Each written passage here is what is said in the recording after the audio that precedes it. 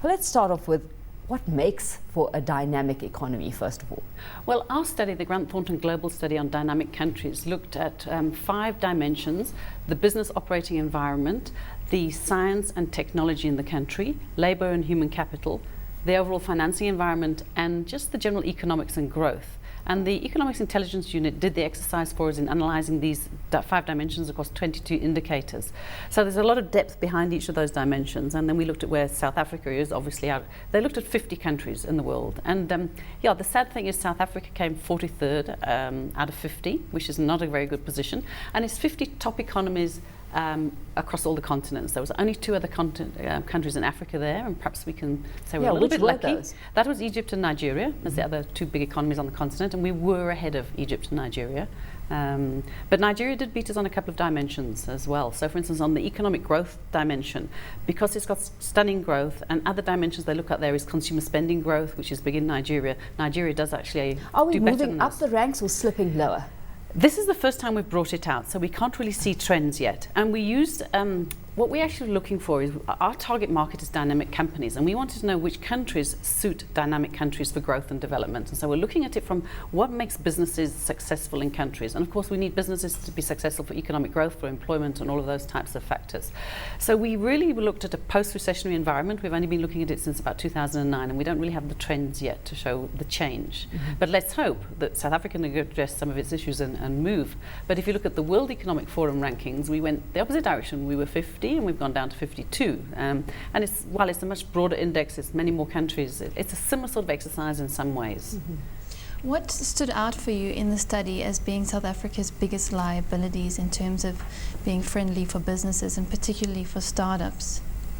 Well, we didn't look specifically at startups, but I think this would apply to startups equally as much as other businesses. And I think we sort of know this one, labour and human capital and the dimensions around that. And we know on the WEF rankings, and here we were 49th out of 50 on labour and human capital.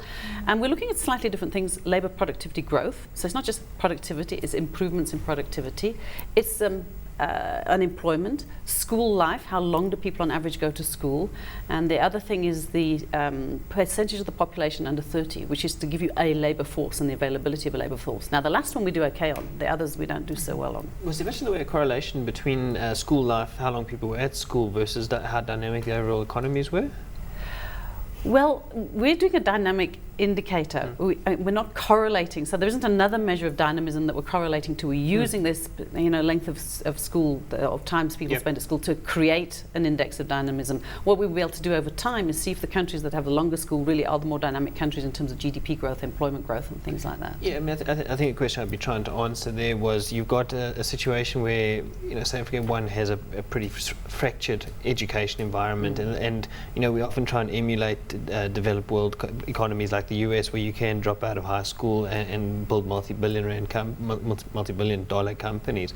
So I guess one of the things I would find interesting to look at down the line is how long you can sit, how the role that education plays in a dynamic economy. Yeah, it would be very interesting, and I agree with you. And I think you're right. We've tended to concentrate on a matric and not look at exiting at 16, and the FET process hasn't really worked, which was supposed to be the technical vocational training, exiting the school system at 16 years old. Whereas, like you say, in the States, for different reasons, or in other countries, you can do well on a shorter school term. But I think in order to actually agree on the 22 indicators and also weight them, because they are weighted into the index, we actually did a survey of 406 or 7 corporate executives globally, and asking them what was most important for them to make their business work, and they ranked these different things. And so we've used that to build the index. It's not yet measurable against anything else, because it's unique in itself as a benchmark.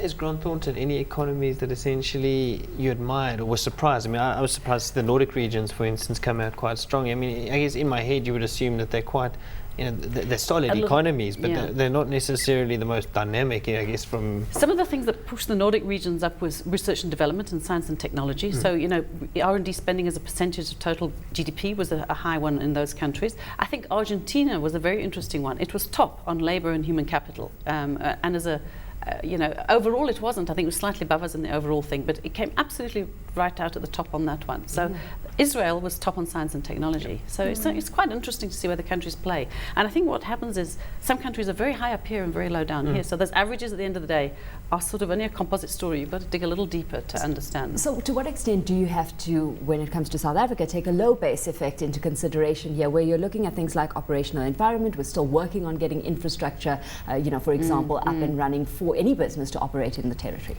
Yeah, I would agree, and that's why we've got to sort of unpack the different dimensions. I think on business operating environment, we didn't do too bad. We were 39, sorry, that's not a good one to take. Financing environment, we didn't do too bad, but probably we didn't do well as we expected on financing environment, and that's because it looks at things like increase in value of the stock exchange, which probably was reasonable, but M&A activity and foreign direct investment, and we're not actually particularly high on those things. So it's looking at the financing environment in actual things that are happening, as opposed to managing, looking at the regulatory environment and saying, look, we're first world, we've got a Rolls-Royce in terms of regulatory environment for finance, audit, etc. But does that actually make our companies grow? Does that make the money come into the country? And I think it's a really important point that you've raised there, because often we say to South Africa, and I'm an South African optimist, but you often you hear the stories about the money coming in and the foreigners are looking to get into our market. But the reality is that over the last 2 years, they've started to dry up, and that's not in correlation with the global economy.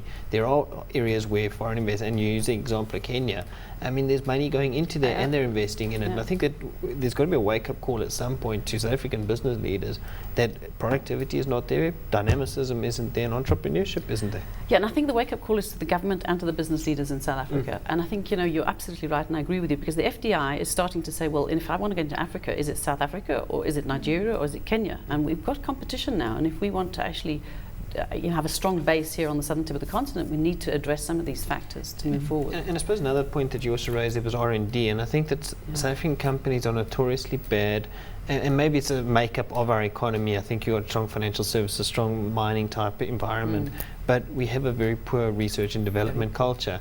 You look at the great things that come out of CSIR and that kind of thing, but they seem to die or live in their own little corners.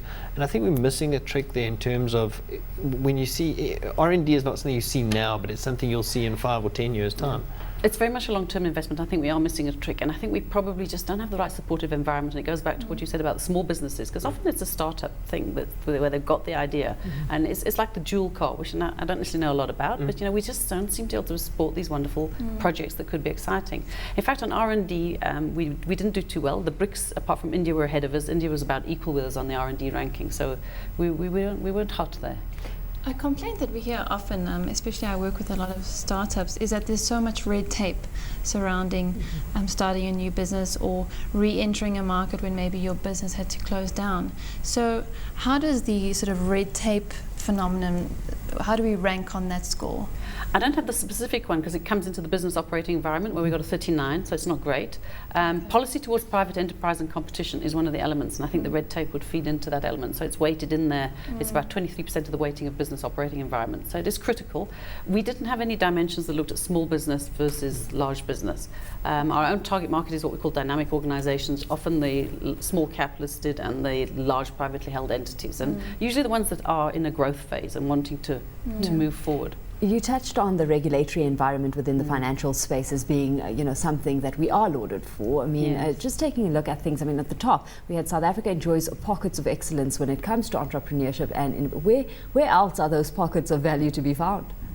Well, I'm not sure about the answer to that one. I'm going to just go back to the Rolls-Royce regulatory environment.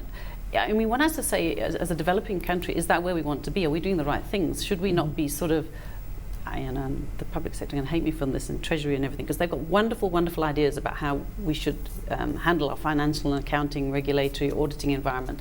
But we've probably gone too far. We're too great. We're too world class, and we need a little bit more average, and we need to address some of the other issues rather than be top on those dimensions. I don't know, maybe I'm being a bit cynical, but we often see a lot of these indexes come out, and my question is, how often are they actually getting to the role players? How often are these things being put in front of business leaders and somebody saying, what are you actually doing about it? Because it feels almost a little bit passive in that we know how badly we score, and the media will report for the next 24 hours that we do badly in it, and then it seems to disappear. Where's the driver to push it forward?